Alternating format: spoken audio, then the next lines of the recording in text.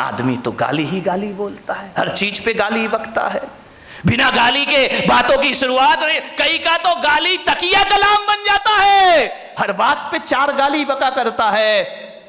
मैंने कहा यार जितनी भी गाली इस देश में है वो महिलाओं के नाम से सारी गाली है, माँ के नाम से, बहन के नाम से, बाप और भाई के नाम से कोई गाली इस देश में नहीं है। मैंने कहा इतनी सारी गालियां महिलाओं के नाम से क्यों है इस देश में? विचार किया कि महिलाओं को गाली आती है लेकिन ये गाली बका नहीं करती हैं, लेकिन आदमी 24 घंटे गालियां दिया कर। ध्यान रखिए मान्यवर, किन बातों पे झगड़ा होता है हमारे घर में? छोटी सी मानसिकता, बस संकीर्ण प्रवृत्ति हमारे यहां झगड़े को जन्म देती। हकीकत बताऊं, जीवन में 90% झगड़े फिजूल के हैं। देखना, कोई सिर पैर नहीं उन बातों का, कोई दम नहीं, कोई सेंस नहीं उन बातों में। जिन बातों में आदमी झगड़ पड़ता है, लड़ लेता है, मारपीट शुरू हो जाती है, दुश्मनी का चंद ठिकरों के लिए आदमी लड़ता है। मान्यवर, आप यदि क्रोध करने के बाद यदि शांत हो जाएं और एकांत में बैठकर सोचें यार मैंने जो झगड़ा किया है ये लड़ने जैसी बात थी या नहीं थी, तो 90% बातें ऐसी हैं जिनका कोई वजूद नहीं हुआ करता है, उसमें आदमी झगड़ा कर लिया करता है। थोड़ी सी गलतफहमी आ गई आदमी झगड़ा कर लेता है, थोड़ी सी शंका आ गई आदमी झगड़ा कर लिया करता है। फिजूल की बातों में झगड़ा है। मेरा एक जगह चातुर्मास हो रहा था और चातुर्मास में संत निवास के बाजू में एक बहुत बड़ा मकान था। सुबह सुबह हम लोग पाठ कर रहे, भगवान का भजन कर रहे हैं, झगड़े की आवाज आने लगी। अरे मैंने कहा भाई ये झगड़ा कौन कर रहा सुबह सुबह? मेरे साथ लड़के थे, मैंने कहा जरा देखो किसी ने टीवी चालू कर दिया है क्या? बोले महाराज झांक करके देखा तो बोले टीवी नहीं है, तो लाइव चल रहा है। मैंने कहा मतलब क्या है? बोले डायरेक्ट झगड़ा हो रहा है। मैं गया, मैंने खिड़की से झांका, 2 पति पत्नी आपस में लड़ रहे, इतना लड़ रहे हैं कि लड़ते लड़ते कमरे से बाहर निकल आए, आंगन में आ गए। एक के हाथ में बेलन है, एक के हाथ में कौन बोला चिमटा है। चले ऐसे तुम लोग तैयार रहते हो बोलने के लिए। दोनों लड़ते झगड़ते बाहर आ गए, झगड़ा हो रहा। मैंने कहा इधर आओ। अरे बोले महाराज, मुझे देखा, झगड़े में थोड़ा सा ब्रेक लग गया। अरे बोले महाराज देख रहे हैं। मैंने कहा इधर आओ, ये सुबह सुबह भगवान के भजन करने का टाइम है, प्रभु के स्मरण करने का टाइम है, और तुम सुबह सुबह पति पत्नी आपस में झगड़ा कर रहे, कोई तरीका है जिंदगी जीने का? अरे बोले महाराज हो गया, झगड़ा हो गया। मैंने कहा किस बात का झगड़ा है मुझे बताओ, मैं फैसला करूं।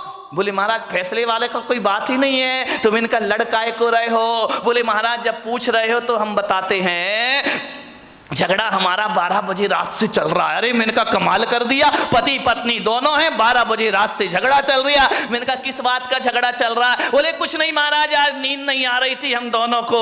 तो बोले क्या करे? बोले टीवी भी नहीं चल रही, लाइट भी नहीं थी। तो मैंने कहा क्या किया तुमने? बोले बस लेटा लेटा मेरे मुंह से इतना निकल गया कि मैं अपने बेटे को डॉक्टर बनाऊंगा। पत्नी ने सुना, खबरदार तुम्हारा बेटा डॉक्टर नहीं बनेगा, तुम्हारा बेटा इंजीनियर बनेगा। तो मैंने कहा यार तू इतना क्यों बोलती, जब मैंने कह दिया मेरा बेटा डॉक्टर बनेगा। पत्नी ने कहा कोई तुम्हारा अकेला हक नहीं है, मेरा भी हक है, मेरा बेटा अब फिजूल की बात है, इस पे झगड़ा बढ़ गया। बोले देखता हूं कैसे डॉक्टर बनाएगा। बोले मैं भी देखती हूं कैसे इंजीनियर बनाएगा। झगड़ा बढ़ते जा रहा। बोले बढ़ते बढ़ते हाथापाई पर आ गए हम लोग कि डॉक्टर ही बनेगा, इंजीनियर ही बनेगा। इतना झगड़ा, बोले सवेरे के 4 बज गए लड़ते लड़ते। बोले देख तू ज्यादा बातें मत किया कर मेरे से, जब मैंने बोल दिया कि मेरा बेटा डॉक्टर बनेगा तो बनेगा। पत्नी ने कहा मैंने बोल दिया मेरा बेटा इंजीनियर बनेगा तो बनेगा। रात भर झगड़े। मैंने कहा एक बात बताओ, तुम दोनों आपस में लड़ रहे हो, झगड़ रहे हो, एक बार बच्चे की मर्जी भी पूछ लो कि तुझे क्या बनना है। बच्चे से पूछना ही नहीं है, दोनों लड़े जा रहे हैं। ये बिना सिर पैर के झगड़े। मैंने कहा बच्चे को बुलाओ बच्चे को, उससे पूछो कि तुझे क्या बनना है। पति ने पत्नी को देखा, पत्नी ने पति को देखा। अरे मैंने कहा बच्चे को बुला के लाओ ना। बोले बच्चा तो अभी पैदा ही नहीं हुआ है। तेरे की आदमी, बच्चा यदि पैदा हुआ तो डॉक्टर बनाएंगे। फिजूल की बातों का झगड़ा है। ये कोई झगड़ने की बात है? सास बहू में झगड़ा हो गया, बहू ने कहा मलाई मेरे पीहर में जाएगी, सास ने कहा चल मलाई यहीं खाई जाएगी। इतनी लड़ाई, इतनी मलाई पे झगड़ा हो गया। बोले ये तो पीहर में जाएगी, पास में ही पीहर लोणन नीरा की होगी और कहां की हो सकती है? तो बोले ये मलाई मेरे पीहर में जाएगी। सास ने कहा नहीं, मलाई तो बारामती में ही खाई जाएगी, चाहे कुछ भी हो जाए। बोले देखती हूं तू कौन होती है रोकने वाली, अरे तेरे जैसी लाखों बहुएं देखी, चल मलाई यहीं रहेगी। इतना झगड़ा। ससुर जी दुकान से आए, उन्होंने कहा ये महाभारत क्यों मचा रखी, झगड़ा क्यों है? बोले बहू को समझा लो, वो कह रही है कि मलाई पीहर में जाएगी और मैं कह रही हूँ कि मलाई यहीं खाई जाएगी। ससुर ने कहा तुम मलाई पे लड़ रही, लाओ मलाई लेकर आओ, मैं ही खा लेता हूँ, टेंशन खत्म हो जाएगा। मन शांत नहीं है आदमी का। आज इतना क्रोध है, घरों में क्रोध हो तो हो, समाज में क्रोध है, परिवार में क्रोध है, मंदिरों में भी कम क्रोध नहीं है। ध्यान रखना, क्रोध सब जगह अपने जाल फैला रहा है। मैं आज जहां तक लोग ये सोचते थे कि छोटा परिवार सुखी परिवार, लेकिन आज मैं देख रहा हूं कि छोटा परिवार दुखी परिवार। पहले बड़ा परिवार था, संयुक्त परिवार था, आज छोटे परिवार हैं, लड़ाइयां ज्यादा होती हैं, पति पत्नी में झगड़े हो जाते हैं, आए दिन तलाक का वातावरण निर्मित हो जाता है।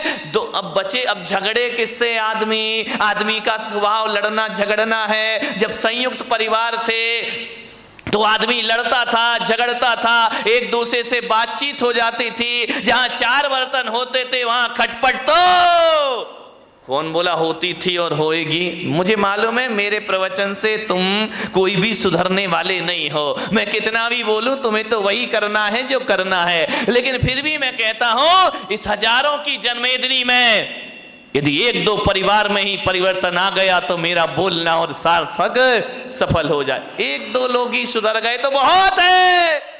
क्लासरूम में बैठा हुआ हर बच्चा 100 में से 100 नहीं लाता है। 2-4 बच्चे होते हैं जिन्हें 100 में से 100 अंक प्राप्त हुआ करते हैं, और जिन्हें प्राप्त हो जाते हैं शिक्षक का बोलना और पढ़ाना और सिखाना सार्थक हो जाए। कोई भी किताब आप उठा करके पढ़ लीजिए, कोई भी अखबार आप उठा करके पढ़ लीजिए, पूरी किताब पढ़ने जैसी किसी भी लेखक की नहीं हुआ करती है। लेकिन एक बात ध्यान है, यदि 100 रुपए 200 रुपए की किताब में यदि 2 पेज ही अच्छे पढ़ लिए गए, 2 पृष्ठ ही बहुत अच्छे हुए, तो वह 2 पेज पूरी किताब की कीमत चुका दिया करते हैं। इतना ध्यान रखिए। बस 2 पेज अच्छी बातें पूरे प्रवचन में घंटे भर में 1-2 बातें अच्छी हुआ करती हैं, बाकी तो बातों की बारात हुआ करती है। ध्यान, 1-2 बात ही जीवन को बदल दे तो मेरा बोलना और तुम्हारा सुनना सफल हो जाता है। हर जगह क्रोध है, आज क्रोध ज्यादा है। परिवार छोटे हैं, क्रोध बढ़ रहे हैं।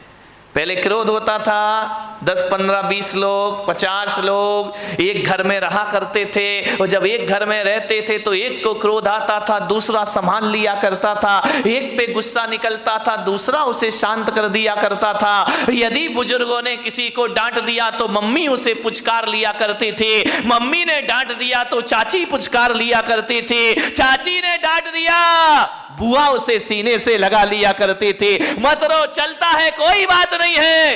क्रोध बट जाता था। अब तो हम 2 और हमारे नहीं, वो 2 भी नाम के ही हैं, एक पूना में पढ़ रहा तो एक बंबई में पढ़ रहा है। हम 2 और हमारा कोई नहीं है। ध्यान रहे, पति पत्नी रहते हैं। अब गुस्सा कहां निकले मेरे भाई? कौन गुस्सा निकल आया तो संभालेगा कौन? कौन प्यार से हाथ फेरेगा? कौन गले से लगाएगा? अब पति झगड़ता है तो पत्नी का पारा चढ़ जाता है, पत्नी झगड़ती है तो पति का पारा चढ़ जाता है, और कभी कभी जब दोनों के पारे चढ़ जाते हैं तो तलाक की नौबत आ जाती। छोटे परिवारों में क्रोध ज्यादा हो रहा है, ध्यान रखिए। बड़े परिवारों में क्रोध, एक आदमी को यदि गुस्सा आया, दादाजी को गुस्सा आया, पापा जी को गुस्सा आया तो ये होता था, थोड़ा गुस्सा इस पे निकल जाता था, थोड़ा गुस्सा उस पे निकल जाता था, 50-50 ग्राम क्रोध बट जाया करता था। अब जो क्रोध आता है वो तो पूरे थोक के भाव में क्रोध आता है, पूरा क्रोध एक पर ही बरस जाता है। ध्यान रहे, बड़ी दिक्कतें हो गई हैं। एक आदमी बड़ा दुखी हो गया, शादी कर ली, पति पत्नी है, भगवान के पास पहुंचा, जाकर भगवान को प्रणाम किया, भोलेनाथ से बोला कि महादेव कोई मन्नत दे दो। महादेव ने कहा मांग, क्या मन्नत मांगता है? बोले बाबा इतना परेशान हो गया हूं, इतना परेशान हो गया हूं, अब एक ही मन्नत मांगता हूं, मुझे शादीशुदा से कुंवारा कर दो वापिस। भोलेनाथ ने देखा शादीशुदा से फिर से कुंवारा कर दूं वापिस। भोलेनाथ ने कहा निकल यहां से बाहर। अरे बोले बाबा ये कैसी बात है कि आप मुझे बाहर निकाल रहे हो, मेरी मन्नत पूरी करो। भोलेनाथ ने कहा कि मैं मन्नत तो पूरी कर दूंगा, लेकिन पागल है तू, मन्नत नहीं तू जन्नत मांग रहा है, जन्नत में तुझे शादीशुदा को कुंवारा कर दो, ये मन्नत नहीं ये जन्नत की डिमांड हुआ। ध्यान रखना, तुम्हारा घर जन्नत बन सकता है, इसमें कोई भी डाउट नहीं है। थोड़ी सी समझदारी अपने अंदर रखिए, समझदारी आ गई तो घर को जन्नत बनने में ज्यादा देर नहीं लगा करती है। ध्यान रखिए। मान्यवर, आपसे निवेदन है, बड़ा परिवार था, सुखी था, आज छोटा परिवार है, दुखी है, एक ही बेटा है। अब बोलो भाई साहब प्रवचन में क्यों नहीं आते? क्या करे महाराज, दुकान जाना पड़ता है, दुकान खोलना पड़ता है, बेटे को बिठा, बेटा पूना में पड़ता है। अब बताओ, अब आपका एक ही लड़का, मुझे तो अपना भविष्य खतरे में दिखाई देता, तुम्हारा दिखाई दे या नहीं दे, आपका एक ही बेटा है। मैं बच्चे को ये नहीं कह सकता तू सन्यास ले ले, बच्चे को मैं ये नहीं कहता तू दीक्षा ले ले, अब किसे सन्यास देंगे? तुम्हारा सहारा तो एक ही है। पहले 4 बच्चे होते थे, 5 बच्चे होते थे, एक बच्चा दुकान संभाल लेता था, पिताजी समाज संभाल लिया करते थे, कोई मंदिर संभाल लिया करता था।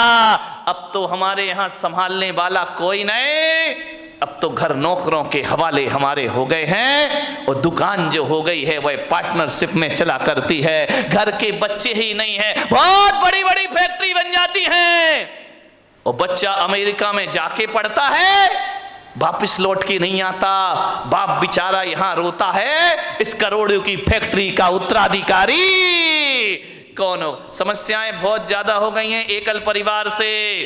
संयुक्त परिवार सुखी परिवार। ध्यान रखिए मान्यवर, क्रोध ज्यादा बट गया, कलह ज्यादा हो गई, अब लड़ने की तो आदमी की आदत है। अब घर में यदि कोई मेंबर ही नहीं है, एक ही बचा तो झगड़ा तो फिर उसी से होगा। ध्यान रखिए मान्यवर, कलह बढ़ गई हमारे घरों में, ऐसे बात करते हैं किसी से जैसे उस पर कोई एहसान कर रहे हो, जवाब नहीं दिए जाते हैं। हालात ये हो गए हैं कि पति बेचारा थका हारा घर पहुंचता है, आवाज लगाता है कि सुनती है, एक गिलास पानी लाके दे दे, प्यास लगी है बहुत। अब पत्नी क्या बोलती है, देख नहीं रहे, मैं सीरियल देख रही हूं, टीवी देख रही हूं, ऐसा करो जाके चुपचाप पानी पी लो, और हो सके तो एक गिलास मेरे लिए भी ले आए। हालात बहुत खराब है घरों के, स्थितियां भी, तुम तो पी लो और हो सके तो एक गिलास मेरे लिए भी पानी लेकर आ जाए।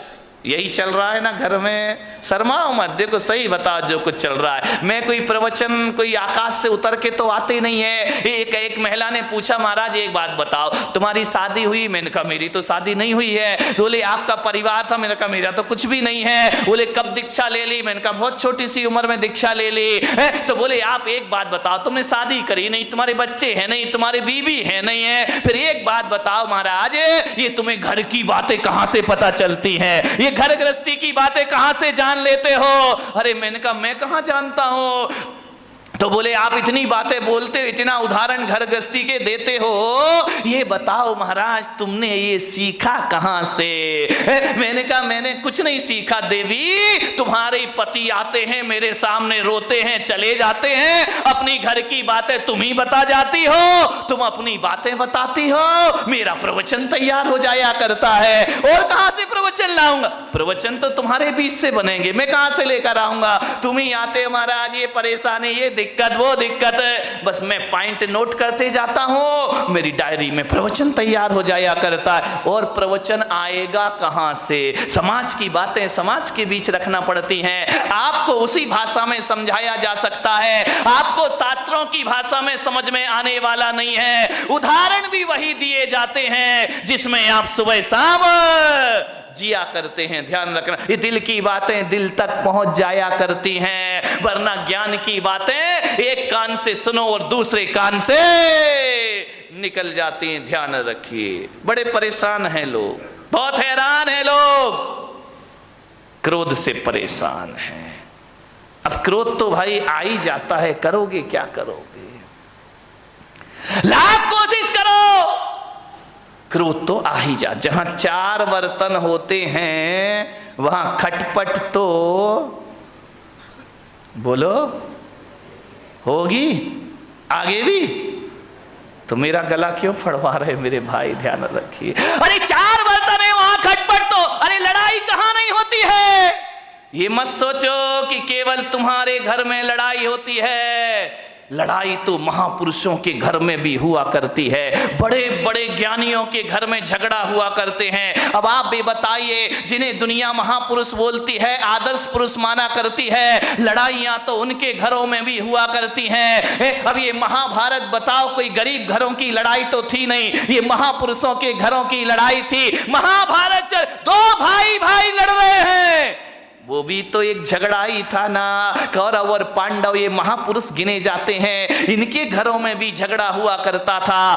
रामायण में सिंहासन को लेकर के झगड़ा हो गया, राम के घर में भी झगड़े होते हैं, दुर्योधन के घर में झगड़े हुआ करते हैं, युधिष्ठिर के घर में झगड़े हुआ करते हैं। झगड़ा कहां नहीं होता मेरे भाई? भरत बाहुबली का ये झगड़ा नहीं तो क्या था? ये भी तो एक झगड़ा था। ये मोक्षगामी लोग, ये सम्यक दृष्टि लोग, यहां इनके घरों में भी झगड़े होते थे और बड़े आदमियों के घरों में भी झगड़े होते हैं।